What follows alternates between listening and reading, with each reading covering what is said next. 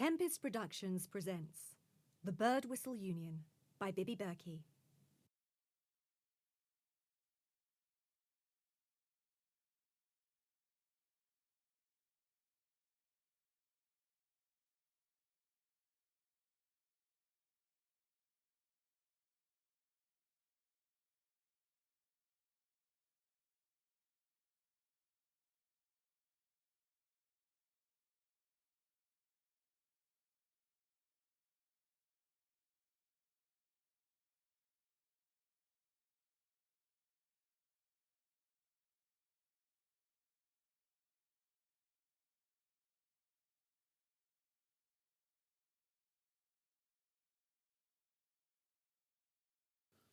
I know you're there. When I close my eyes, when I let myself drift, that's when I hear you. You're so faint, but you're definitely there. Somewhere far behind me, calling my name, and I will find you. I promise you that. One day soon we'll look into each other's eyes at last. May I? Sorry? What was that? The wine. Oh, I do apologise. Here, shall I pour? I know your husband, actually. You know Hayden? Dr. Hayden Greer, yes, in a way. We're in similar disciplines, in fact. I admire him. He's got a reputation as a pioneer. Well, I don't know. It's just a word, isn't it?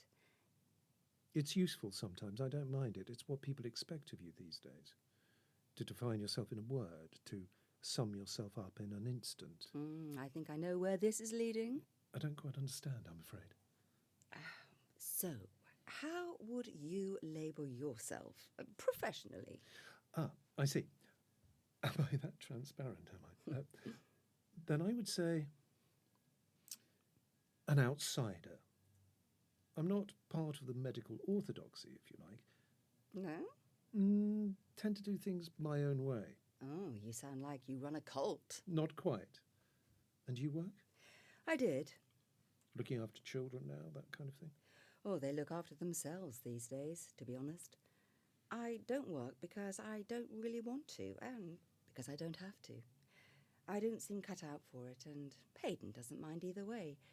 He's very busy most of the time. Fair enough, when you put it like that. He's remarkable, really. I've been following his career. Oh, and I met him once, you know. Really? Outside a meeting of the General Medical Council, just on the pavement. A quick couple of words. He's always in a rush somewhere. It's unusual to find that combination of scientist and practitioner. A researcher first, therapist second. And by that, I don't mean he doesn't care about individuals. It's just that he's approaching psychiatry from the perspective of investigation. And you just care about individuals, is that right? A shooter from the hip, are we? Yes, I do. Even if you find it rather hard to believe, I care about my patients very much. They come to me because they need... What do they need? How can I explain it? Well, perhaps if you tell me what you do to the poor things. All right. I scratch their psychological itches. I'm not a medic as such. I'm trained and I practice under the aegis of the council, but I always felt that I had a slightly different calling. Something that wasn't exactly covered by the NHS. I have a peculiarity. Now, this may sound eccentric to you, a little affected perhaps, but a kind of gift. It doesn't sound affected to me. It sounds rather sinister, actually. No, not at all. Well, that's a relief. And if you don't mind me boring you, We're rather stuck with each other. Right now, we're as mutually fascinating as two people can ever be. Let's just go with that. all the same, I don't want you to misjudge me. Remain mysterious, then, if that's what you're aiming at. That I'm not. Nothing mysterious about me, although some patients have floored me by suggesting I'm trying to play God. In my line, it helps to be a little godlike, but it's only a ploy. It gets me where I want to be. Your gift? Oh, yes, that. I just appear to have inherited a useful skill. Well, whatever you call it, what is it? You might as well tell me now. Too much of a build-up. Sorry. Well, then, it's my voice, I suppose, actually. That's too simplistic. It's something behind my voice. The thing is, I've always seemed able to get people so relaxed that they can visit parts of their mind they had no inkling existed. They come across worlds of half-remembered experiences, or get this, experiences they could never have had, but still seem to recall. Oh, you mean regression therapy? No, I don't mean that at all. That's all about recalling forgotten moments of childhood. These are facts recalled under hypnosis that are almost ancestral. It's like, and I know this sounds strange, but it's like a memory passed down through the blood. Memory carried in your DNA from generation to generation. You're so close, but I can't quite reach you. Have I let you down by not having found you yet? I will. I promise I will. Do other people feel what I feel? Hear what I hear? A voice from my own deepest being? Someone crying to be heard? How much longer can I contain you? How much longer must we wait before we see each other? You really think there's an ancestral memory? Something in the mind as well as in the blood? Is that what people are seeing when you relax them? Themselves as their ancestors? First of all, you have to remember that where the mind is concerned, absolutely everything is possible, because so much of it is a mystery to us. I'm not talking about the brain here, but the mind. It's not an organ, not a muscle. It exists on another conceptual plane. Now, as to whether there can be any psychological link between consciousness and your genetic makeup, well, there are no real tests for it. No evidence either, but this is where we exit orthodoxy. Your husband, I'm afraid, would not approve. I can't sleep. I have to know things. I'm not sure. I think it's a disease. That's all. That's all I can call it. Except there are no outward signs. You're ill? It's all happening deep inside me. The suffering, I can't escape it. Are we in the right place for this? Listen, we all know that we've come from somewhere. We all have ancestors that we wouldn't recognise if they walked past us in the street. And most people are happy to leave it at that. But not me. I want to know them, to really know them. For me, this ignorance is agony. Because for years I felt them getting closer and closer. Someone is pursuing me, calling out to me. Someone from my past. I can almost touch the source of that voice.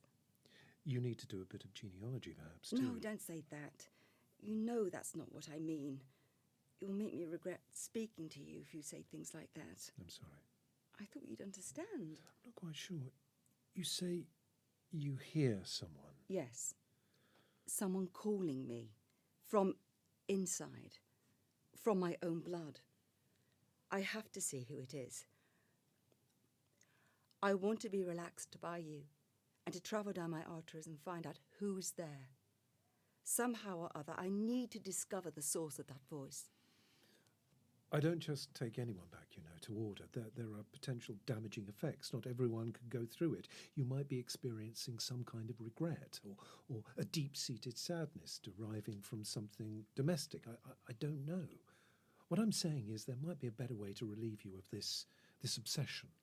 If this is just some syndrome, some mental aberration, as you seem to imply, then why should that be a problem for you? Our motives don't have to be the same. You can treat me as though I were a fascinating example of compulsive behaviour, whereas I know I'm being totally lucid. It's not how I normally work. Aren't you the outsider? The one with a gift? Your words. You stepped outside the orthodoxy, remember? I had the sense that time is running out for me. I had the sense that you can help me. I've never come across this kind of pathological condition. I can't even tell if you're for real. This is not the way we go about things. Are you free tomorrow morning? I am. Then I'm at 91 Upper Wimpole Street. Come at 8 before my other appointment. appointments. The plug says the Causley Clinic, Causley. Causley. Thank you. I've never really come across anyone like you before. Then you should be grateful. I just hope you are. In the end. Don't come back. Don't come back. Don't ever come back. Don't let him come in. back. You Don't come mustn't back. Ever let Don't him ever in. come back. He won't. Don't let go. him in. Come You back. mustn't ever let him in. Don't come he back. won't go away. Don't ever come back.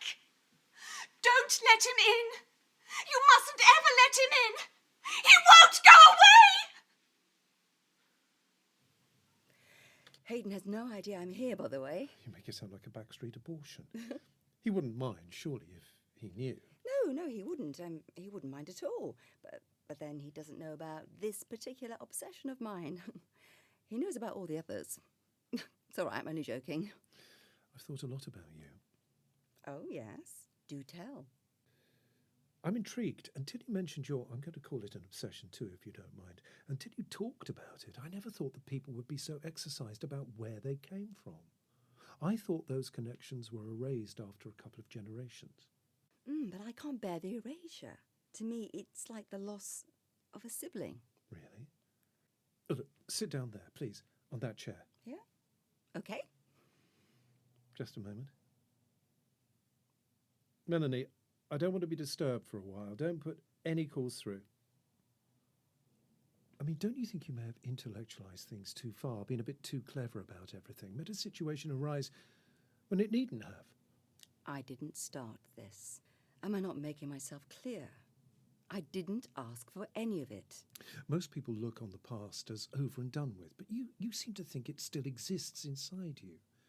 That everyone who came before you is, well, contactable. Nicely put. And you don't think that's possible? It doesn't matter what I think. You don't want to know?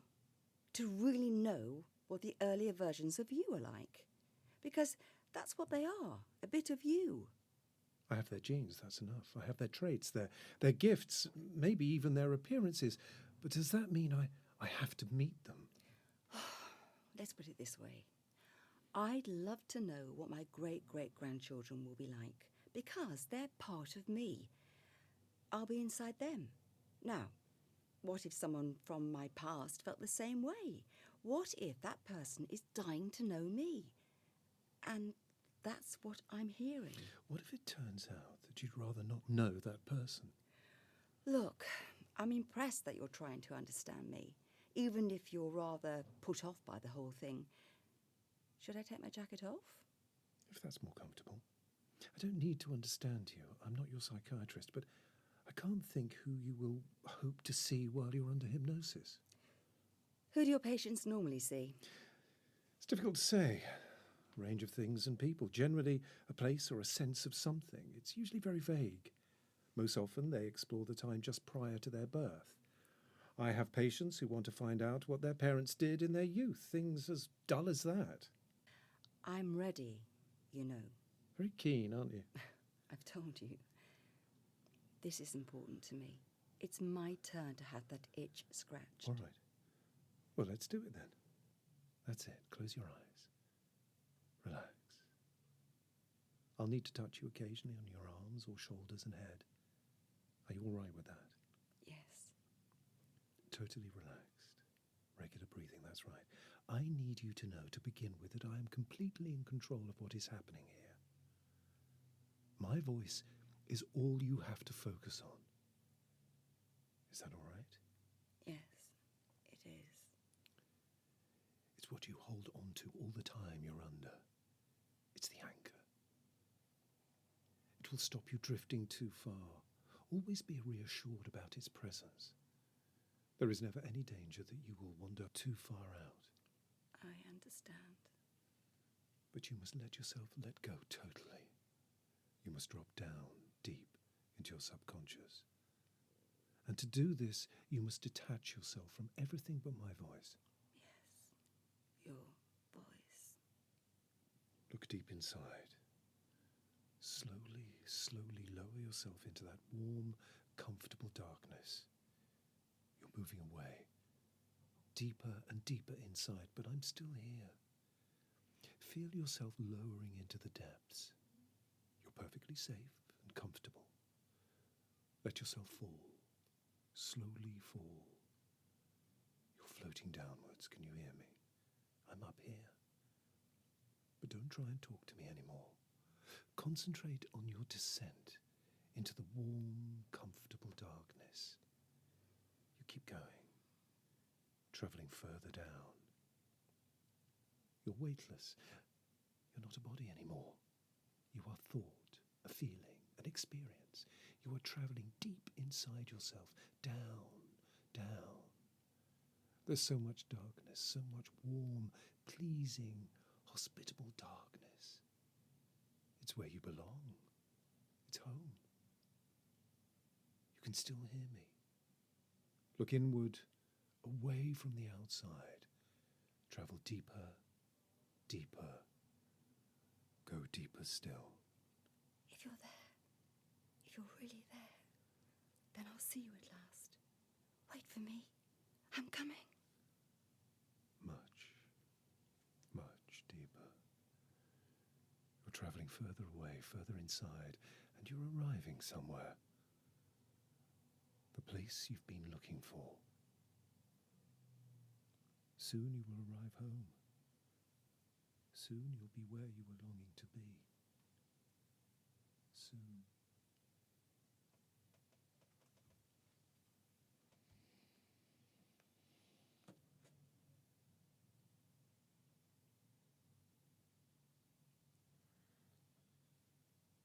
Who is it? Who are you? Are you come to fetch me to him? Is it time? I've been walking for hours, stumbling about in the darkness. I saw this door, and well, that's all I know. Where am I? Why is it so vile in here? Oh, the smell. Oh, it's unbearable. I'll not go. Who are you? Lift your face so I can see you. I just want to look at you. Then I'll leave. I'm not ready. Please, just turn round. I know he's waiting for me. All right then. I'll come over and look at you. Just one look, and then I'll leave. Oh, God. I've seen your face. I've seen you in my own children. I knew I'd recognize you. I know you. Do you understand? I know you. Well, I don't know you. You will. Guess. Guess who I am. I'll not go to him. I never wanted to marry him. Why did you all force me to? What? But you're only a child. How old are you? 14. Are you come to take me to him? Oh, no. I've come to see you. You alone. But you're so small. You can't be 14. Shh. He's in the next room. I can hear him.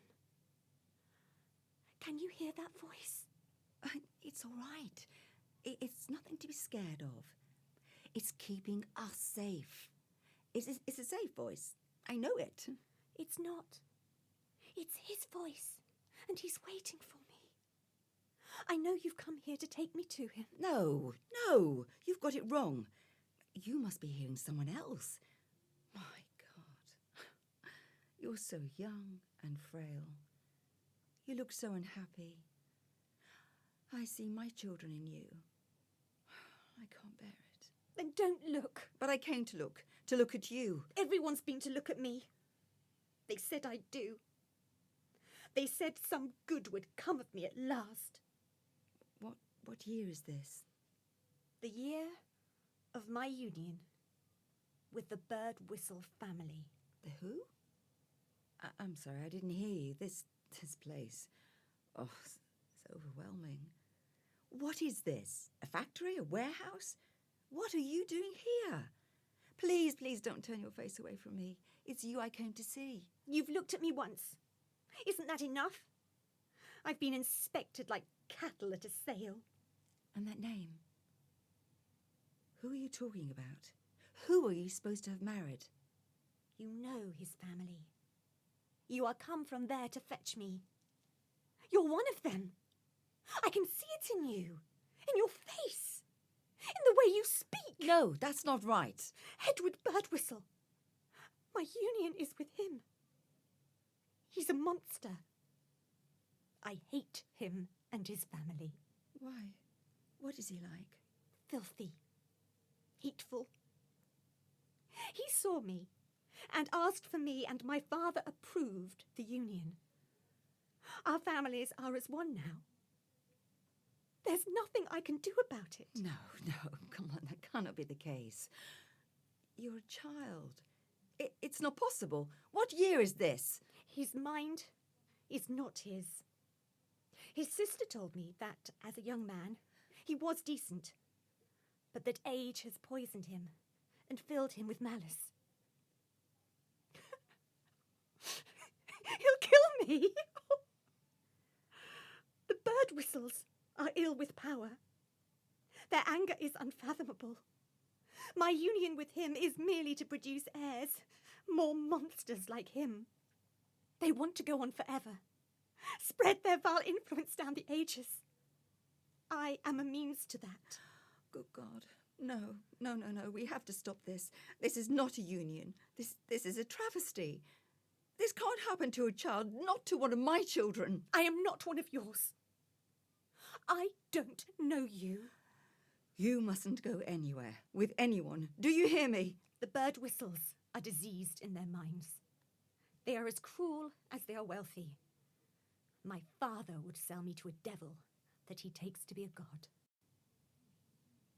You're not to go into that room. Come with me. With you? I wouldn't go anywhere with you. Listen.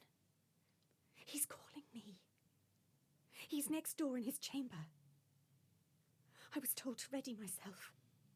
Left here like bartered goods.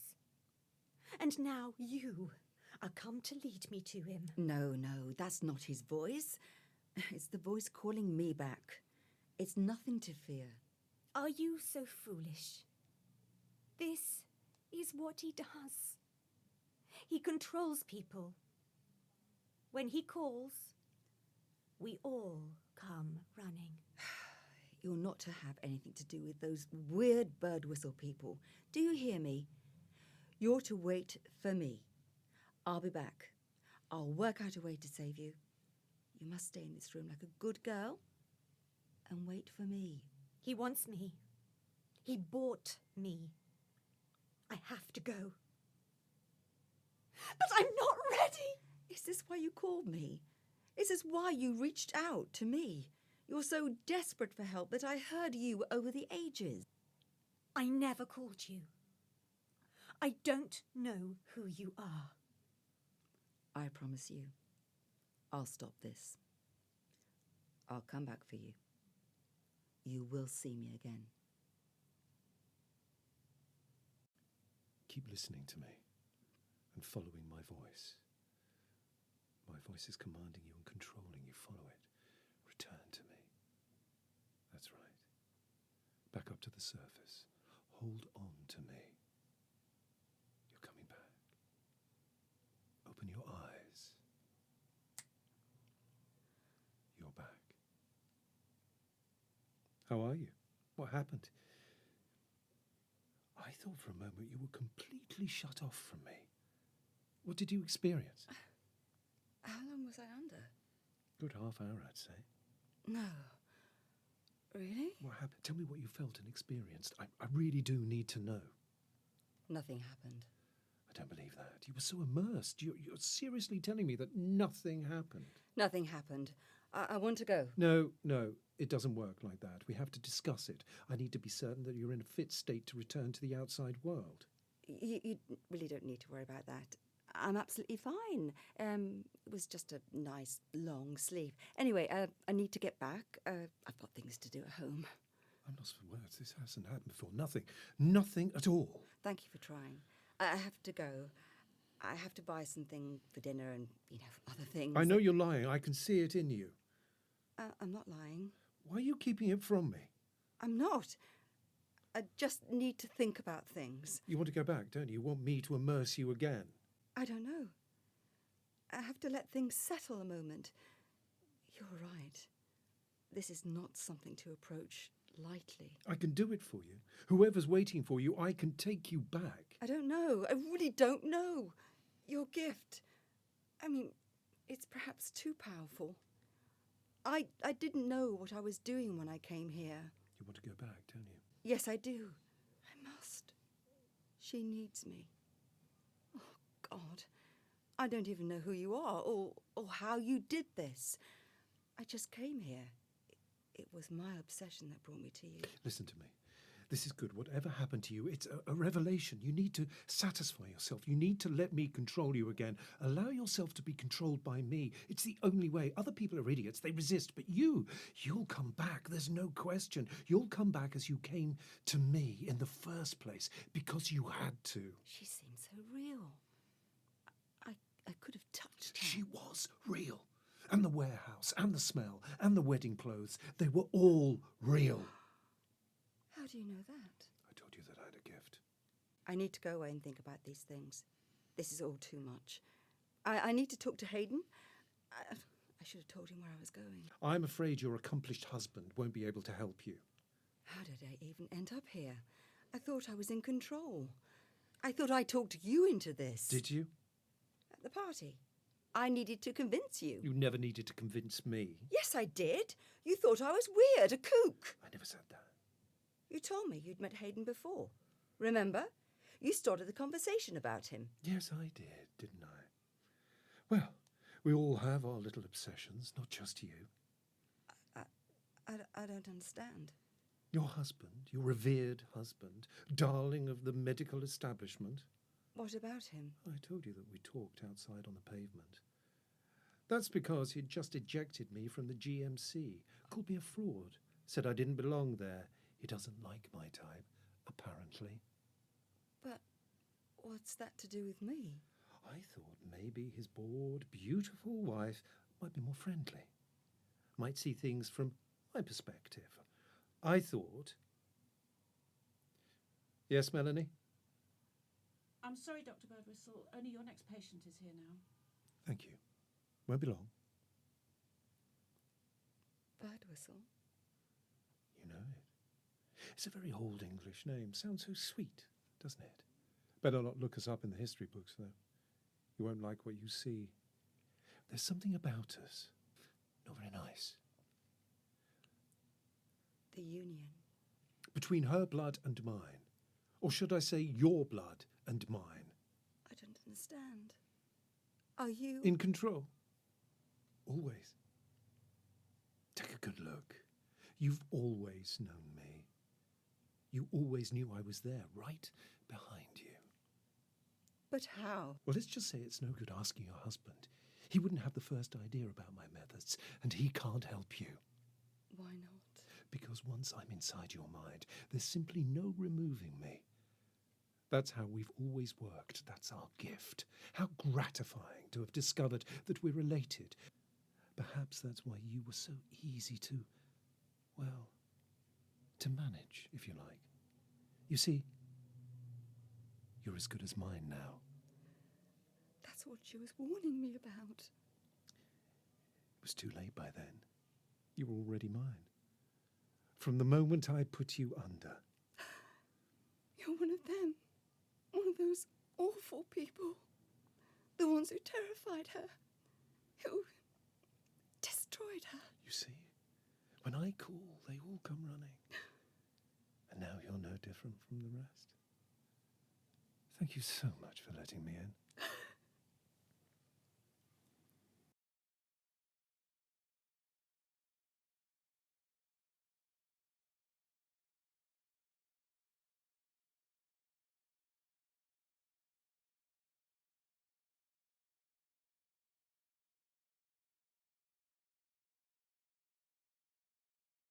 The woman was played by Andrea Gordon.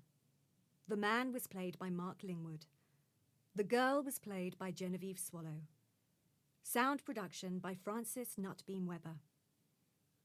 Written by Bibi Berkey. Directed by Mark Lingwood. An original audio drama by Tempest Productions.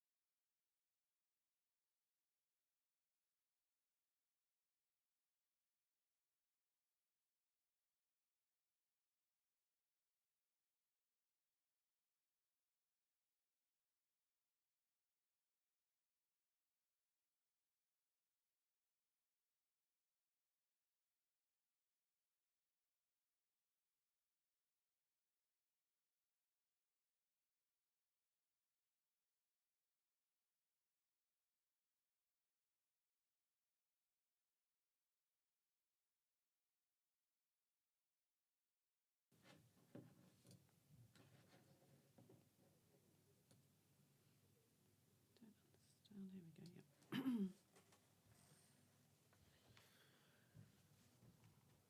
Yeah. I'm sorry, Dr. Birdwhistle, only your next patient's here now. I'm sorry, Dr. Birdwhistle, only your next patient's here now. That's good. Yeah, that's fine. Okay, my pro. That's all. I was thinking about motivation. Yeah, no, it was all there for I me. want to go for my lunch. Yeah, that's motivation. Chips. God, Oh, don't I say know, yeah, chips. we're all hungry. It's recorded.